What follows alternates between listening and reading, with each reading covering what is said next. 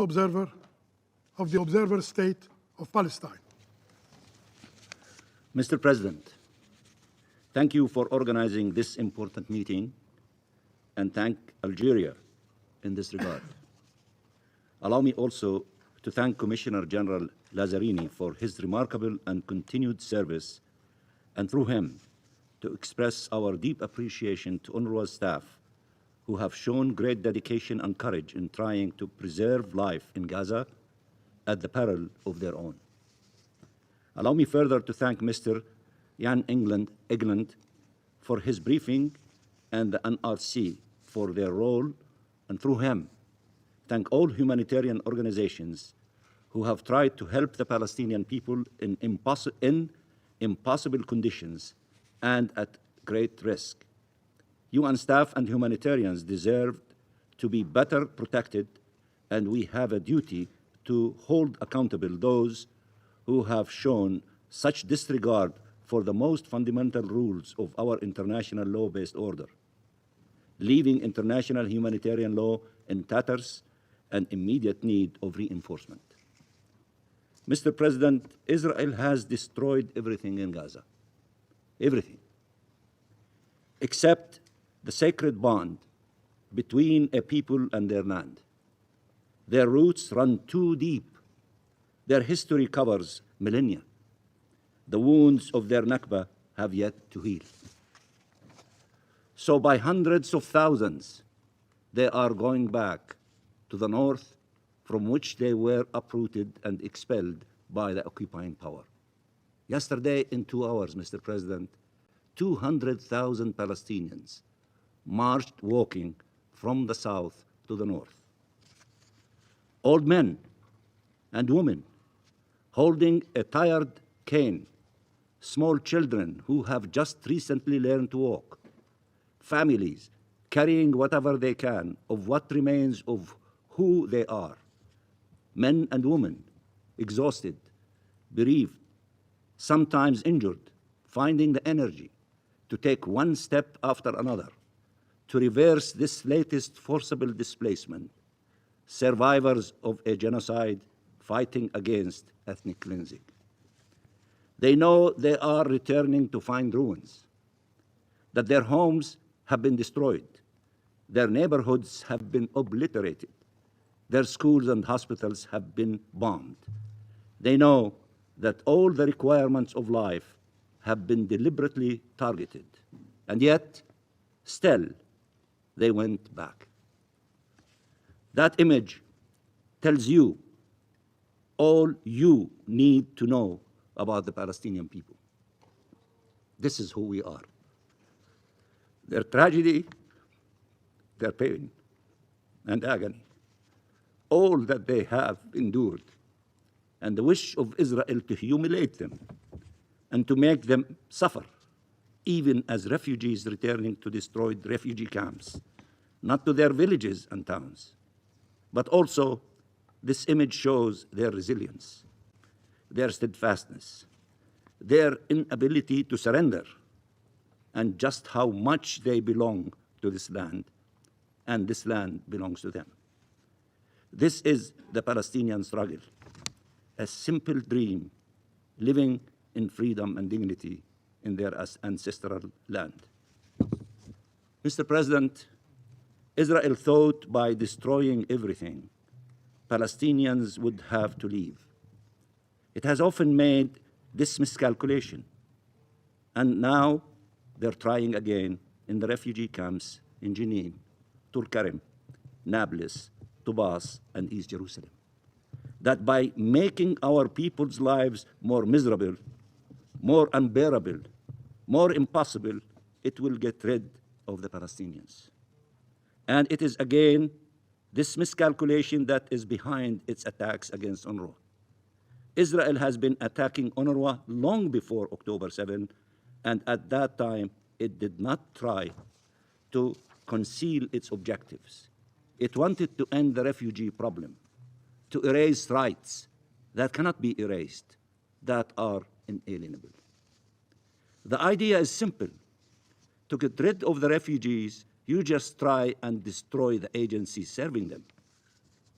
If there is no education, no health, no assistance, they will surrender. They will leave. They will abandon the land and their dream of liberation and return. UNRWA makes the lives of our people better, but it is not the reason they have a right of return. And it is not what connects them to the land. And it is not their identity, nor their refusal to relinquish it. If you think that by destroying, displacing, impoverishing communities, you will have peace, you are terribly mistaken. UNRWA was created to alleviate the damage caused by Israel and this prolonged conflict to the lives and rights of Palestinian refugees. First, to offer emergency assistance, and then to offer human development, to restore hope in places of despair, to help people to rebuild their lives, to rebuild communities, to protect and support in times of crisis and upheaval, until a just solution to their plight as required by equity and justice, as enshrined in UN resolutions, including Resolution 194. Mr. President, UNRWA's mandate stems from a decision of the international community as a whole, taken over 7 decades ago and renewed with overwhelming support ever since. This mandate, repeatedly renewed by the General Assembly and overwhelmingly reaffirmed as again on the 11th of December in Resolution ES-10/25, ends once the question of Palestine is resolved in all its aspects in accordance with international law and the relevant UN resolutions. If anything, this latest man-made humanitarian catastrophe and unprecedented crisis demonstrate the urgency to implement such a solution. Mr. President, we all refer to UNRWA as the backbone of the humanitarian response in Gaza, forgetting that this was not its core mandate, but rather its response to unforeseen tragic events. UN staff and humanitarians paid a very high price for their attempts to help a people being deliberately targeted and starved and forcibly displaced. Yet UNRWA continues to possess the personnel capacity and infrastructure to carry out the monumental tasks imposed by the emergency situation on the ground. But UNRWA's long-standing role remains to provide education, primary health care, human development opportunities to millions of Palestinian refugees across the region, in the occupied Palestinian territory, including East Jerusalem, and in Jordan, Lebanon, and Syria. This is UNRWA's mandate on behalf of the international community. No one other than the General Assembly can unilaterally alter this mandate, imperative for the well-being of millions and for regional stability. There are 2 organized forces, Mr. President, that can respond to the prevailing disastrous conditions and restore life and hope for the Palestinian people with the support of the international community: the Palestinian government and UNRWA. And yet, Israel is demanding that everyone forsake them and work around them, setting us all up for failure. The consequences and repercussions will be great. There is no alternative to the Palestinian government, and there is no alternative to UNRWA. Israel that destroyed Gaza and openly aims at getting rid of the Palestinian people does not get to pick and choose who represents the Palestinian people or who represents the UN. It does not get to distort the law and the narrative. It does not get to claim some sort of exceptional status that allows it to commit crimes and enjoy impunity. The problem is not the rules, but their breach. It is not the courts trying to uphold them, but the perpetrators persisting in the commission of crimes. It is not the UN, but rather refusing to do what is necessary to preserve and respect our international law-based order. International law must be upheld. ICJ advisory opinions and provisional measures orders must be respected. Continuing to allow Israel to act as a state above the law is a recipe for only more conflict and disaster. In this regard, we reiterate, Israel has absolutely no sovereignty, rights, in the occupied Palestinian territory, including East Jerusalem. Its presence in our territory is unlawful, and this illegal occupation in its entirety must come to an end. The only sovereign in this territory is the Palestinian people. International law is clear in this regard. The Charter is clear in this regard. The determinations of the ICJ are clear in this regard. The Security Council has also been absolutely clear in this regard. Most recently, in Resolution 2334, the Council must implement its resolutions without exception. Claims that Israel has a sovereignty in occupied East Jerusalem and can act accordingly, including with regard to the status of UNRWA compound, a UN property covered by the 1946 Convention on Privileges and Immunities, contradicts these resolutions, which are binding upon all. Mr. President, the UN member attacking this organization from within its halls, from within this room, openly attempting to destroy a UN agency, killing, maiming, and arresting UN staff, trying to take over, to steal UN premises in occupied East Jerusalem after having destroyed numerous ones in Gaza, this is a very dangerous precedent. If we allow it to pass, then all agencies are in danger. These United Nations are in danger. The entire international community has come to the defense of UNRWA, both at the General Assembly and the Security Council. The international community has affirmed its trust with how the UN respond to allegations and maintained that UNRWA was irreplaceable. For months and years now, Israel has tried to create a rift between the agency and its supporters. We must stand united to defend the agency, the people it serves, and what it stands for. Its role is more needed today than ever. Those who are trying to destroy it need to be defeated in this regard. Mr. President, this is a race against time, for life, for human development, for freedom, for peace. Hundreds of thousands of Palestinians headed north, walking north, refusing to wait a single minute, risking their lives yet again. They are the story. They are the story. Hear it loud and clear. They are the story. Their long walk to freedom has lasted way too long. How many more years do you want us to keep walking for freedom? We've been walking for 80 years. It is our right to have freedom. It is our right to have the implementation of our inalienable rights, including our right to self-determination, statehood, and the right of the refugees to return. It is time for them to reach their destination. And we will, and we should reach our destination. And soon to reach freedom, to reach independence, and to live in dignity in our independent state of Palestine with East Jerusalem as its capital.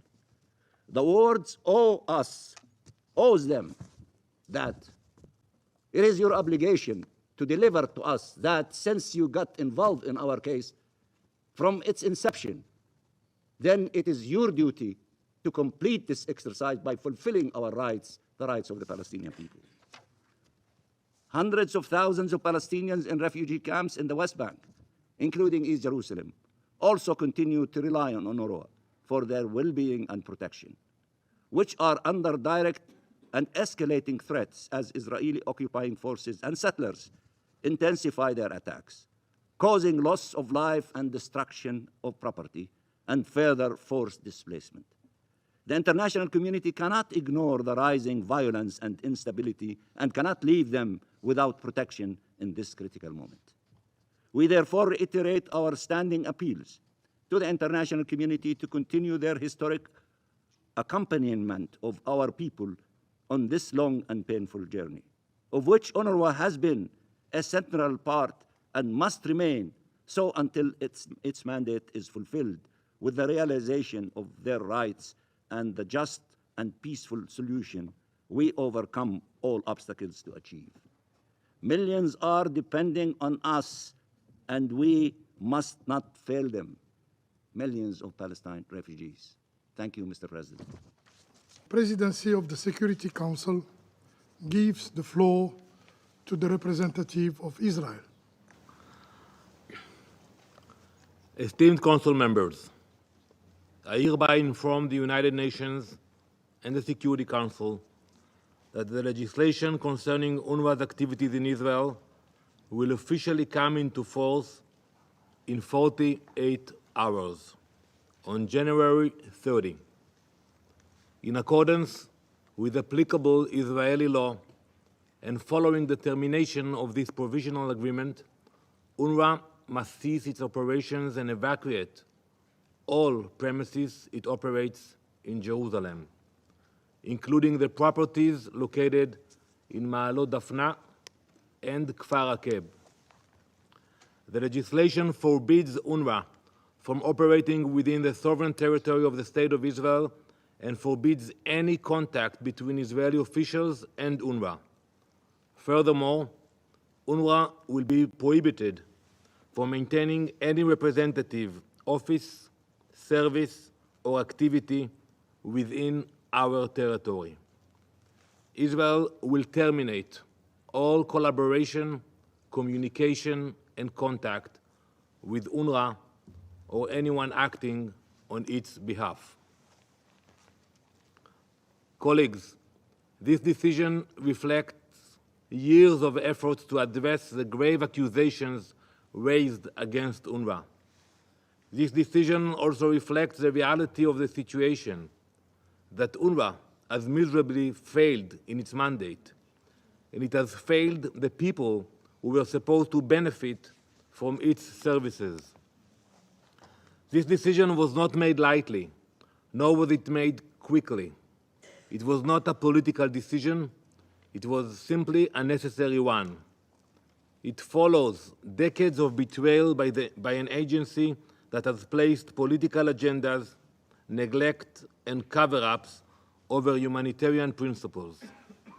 More precisely, this decision was driven by UNRWA's constant refusal to address the widespread infiltration of its ranks by Hamas and other terrorist organizations. It is intolerable for any sovereign state to facilitate the operations of an agency that threatens its national security and blatantly violates its laws. Israel remains committed to its obligations under international law, and we reaffirm our readiness to cooperate with other UN agencies that are untainted by terror and committed to neutrality and accountability. Colleagues, it is time for you to accept, as we have, that UNRWA has failed. It has failed every aspect of its mandate and responsibilities, both morally and professionally. It is now undeniable that UNRWA has been irredeemably infiltrated by Hamas. Over the past several months, I have provided dozens of examples, some stretching back decades, of UNRWA's complicity and its employees' participation in terror. Allow me to remind you of just a few. UNRWA is supposed to play a critical role in the education of Palestinians. It has certainly played a role, but only a toxic one. In both 2017 and 2021, Israel discovered Hamas terror tunnels running directly under 2 UNRWA schools in Gaza. As of 2023, when we entered Gaza, we found out that those tunnels remained operational, despite the letters and the request years prior to that. The principals of these schools, Khaled Said al-Masri and Muhammad Sawida, were confirmed Hamas operatives. Again, this is far from an isolated example. Just last year, Israel provided over 100 names of UNRWA employees who are verified members of Hamas. Unfortunately and predictably, these claims were dismissed without proper investigation. Perhaps most shockingly, on October 7, an UNRWA employee kidnapped Yonatan Samerano, an Israeli civilian. This terrorist returned home to a paycheck signed by you, Mr. Lazzarini. You signed his paycheck. He got paid until we took care of him. And all those countries who supported the UNRWA paid this terrorist for years. UNRWA has also misused its platform to indoctrinate hatred. Its curriculum has glorified violence, vilified Israel, and poisoned generations of Palestinian children against any hope of coexistence. These actions are not consistent with an agency claiming to serve humanitarian purposes. They are actions of an organization complicit in preserving cycles of violence. Let's speak about the results professionally. UNRWA has failed to deliver on its core mission. After more than 75 years and tens of billions of dollars, there is so little to show for its work. Where is the Palestinian education system? Before we entered Gaza, where is the economic infrastructure to support self-reliance? Before we entered Gaza, where are the initiatives for refugee resettlement? The answer is clear. They do not exist, because UNRWA has never worked towards these goals. Instead, the agency has focused on its own survival, keeping Palestinians as forever refugees to justify its existence. This focus has all come at the expense of real progress. We heard some reports. I have to tell you that UNRWA's data is far from accurate. And I will share with you the facts. We have the number. In December 2024, of the 5,065 aid trucks that entered Gaza, UNRWA supplied just 33, 0.6%. For food aid, the numbers are similarly insignificant.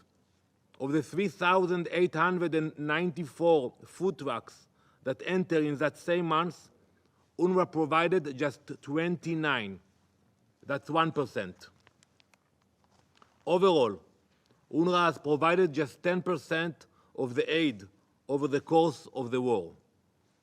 In critical sectors like fuel and logistics, UNRWA's role has been sidelined by the World Food Programme and UNOPS. These numbers expose the agency's irrelevance in addressing humanitarian needs. It is not a humanitarian lifeline. It is an administrative relic that has failed to adapt to the challenges it is supposed to solve or deliver meaningful results. Esteemed colleagues, we must acknowledge that UNRWA is a vehicle, not the destination. You are not here to serve UNRWA or the employees of UNRWA. Yet, this Council and the General Assembly have held countless sessions fixated on protecting this broken vehicle, losing sight of the real priority, the people it is meant to serve, the services, the education, the health clinics. It is time to abandon the illusion that propping up a corrupt and compromised agency achieves anything meaningful. Funds and efforts must no longer sustain an organization plagued by dysfunction and infiltrated by terror. The focus must shift to supporting other organizations that are untainted, accountable, and genuinely committed to productive development. Israel is more than ready and willing to work with agencies with proven track records of efficiency and accountability. Agencies have already begun to fill the void left by UNRWA's failures, and with increased support, they can do even more. The international community must make these efforts a priority rather than turning a blind eye to corruption and collaboration with terrorism. The defenders of UNRWA often argue that its termination would create a humanitarian crisis. This is a falsehood. UNRWA's contribution to aid is easily replaceable by capable organizations that are already operational in Gaza. Every dollar spent on UNRWA is a dollar diverted from real solutions. It is time to invest in hope, not in failure. Commissioner Lazzarini himself admitted less than a year ago that UNRWA's activities could be taken on by other agencies. In other words, that UNRWA is essentially replaceable.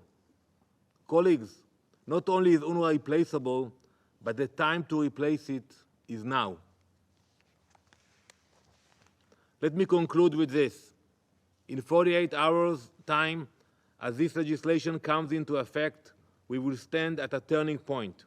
The closure of UNRWA's operations in Israel marks the beginning of a new chapter, one focused on dignity, security, and progress.